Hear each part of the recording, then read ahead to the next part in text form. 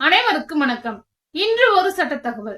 இணைய தகவலில் ஒரு தனி நபரை அவமானப்படுத்தி விட்டார்கள் என்று கூறி அவர் காவல் நிலையத்தில் புகார் கொடுக்க முடியுமா என்பதை பற்றி இந்த காணொளியில் காணலாம்.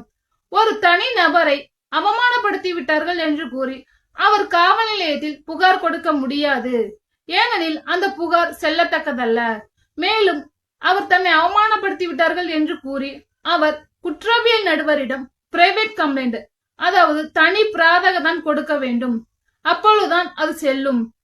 காவல் நிலையத்தில் கொடுக்கப்படும் புகாரானது செல்லத்தக்கதல்ல என்று இந்த வழக்கில் தீர்ப்பு சொல்லப்பட்டுள்ளது.